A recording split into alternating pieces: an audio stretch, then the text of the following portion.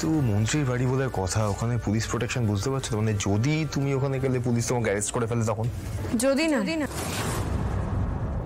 আমি নিশ্চিত ও গেলে ওকে পুলিশ ঠিক অ্যারেস্ট করে নেবে, ঠিক ধরা পড়ে যাবে। আরে ইয়ার, এরা এত কেন সচ্ছে?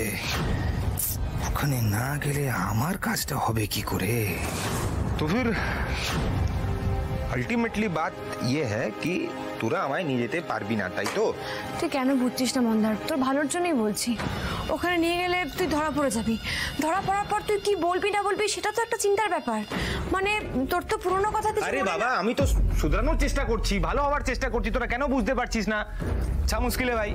আর তাছাড়া ওই मंत्री के साथ तो तुम लोग का अच्छा रिलेशन है ना, और মেয়েটাও এসেছিল, তোরা একবার রিকোয়েস্ট করে দেখ না। ঠান্ডা মাথায় ভেবে দেখ মন্দার, এখানে মেশোমশাই বা রিনির কিচ্ছু করার নেই। তোকে যদি পুলিশ অ্যারেস্ট করে সেখানে কে কি করবে বলতে পারিস? হ্যাঁ ডেফিনেটলি তুই গেলে আমাদের সত্যিই হেল্প হতো, কিন্তু তোকে নিয়ে গিয়ে আমাদের হেল্পের জন্য তো বিপদে ফেলতে পারবো না তোকে, তাই না?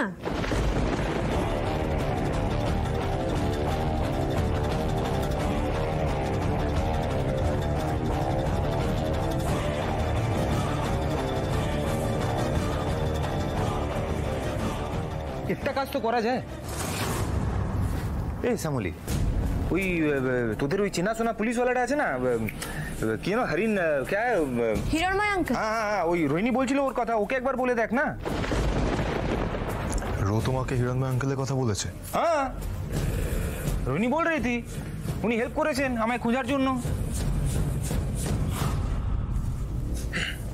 আচ্ছা হ্যাঁ ঠিক আছে, আমি ওকে একবার ফোন করে দেখছি কি বলে।